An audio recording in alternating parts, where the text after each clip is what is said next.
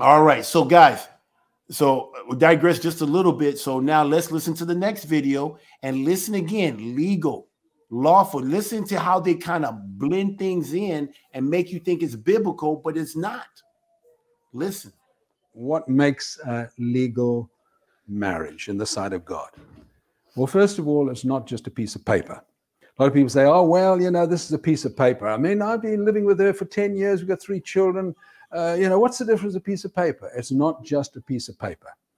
It's when God sanctions and blesses it and you enter into a covenant relationship. It's not a contract. It's a covenant relationship that you enter in with your spouse. And that's not with a male and a male or a female and a female. It's a male and a female.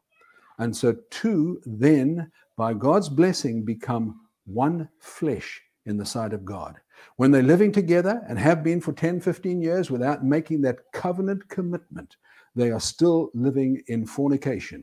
They're not living the way God says they should. So a legal marriage is when God blesses it. And because we live in a law-abiding society, it's usually done through a marriage celebrant or through a minister. And you make your vows and you vow. You stop that? Okay. You hear me? I hear you now. So did you guys hear how he blended that in? Did you guys hear that? We're going to rewind it back. How he's saying something is sanctioned by Yah when it's legal. And he's putting it all together. And so this is why people... I was asking myself, why are people going out and getting marriage license? What's the benefit except for the women? But why is men getting these legal marriage contracts? Why are they doing this stuff?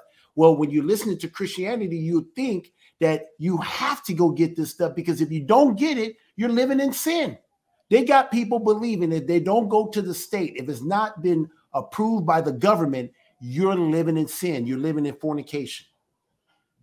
That's why I got it. I'm going to tell you that right now. My mom told me not to. My mom said, live with her for 2 years. And I'm thinking like, Mom, I can't do that. That's a sin because I went to pre-marriage counseling at a Christian church, the Rock Church in San Diego, head up by Miles McPherson. He's actually a former football player. Look him up. The Rock Church, Miles McPherson. I mean, I went to their pre-marriage counseling and I had to get that license because I did not want to sin. And I was new in Christianity. I accepted the Messiah as my master and savior in 2000. And it wasn't until 2001 I got married legally. And I had to get the marriage license because I did not want to sin. I was thinking I was repenting. And the whole time I'm just going further and further into the traditions of men. And then I started reading the Bible. That's when I didn't even start reading over. I started reading the Bible then. And by that time, I'm starting to learn, like, wow, there's a lot of things that's just not matching up with Christianity. So let's play this guy again a little bit, and let's play and hear what he have to say. God says they should.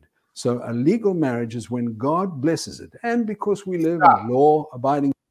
A legal marriage is when God sanctioned it. Did you hear that, Deacon? Did I hear that right? Yeah, that's what he said. See, he put legal. He took something that's something that's public and then turned into something that was private, and he's going back and forth and he's putting the thing and it's very abstract, and then people come out thinking that they have to go to the state. That's what they call that joinder. They're trying to join her. They joined her. That's it. They joined her. That's a good one, Deacon. You've been learning. Joined her. They joined her private and public and mix it in together. So now that's how the state get jurisdiction over that marriage, and that's how they can adjudicate matters. They can divorce you. They can determine the children because the children was born in that marriage and do that. So whatever comes out of that marriage belongs to the state. And then they determine what school they got to go to. All this stuff, the state gets involved. All right, keep playing. In society, it's usually done through a marriage celebrant or through a minister. And you make your vows and you vow that you will remain faithful for better, for worse, for richer, for poorer, till death do us part, keep true only unto you, as long as we both shall live. And that seals it. And when you make that covenant relationship with this woman, and she does. Now, when you've made yours, that's still not the marriage.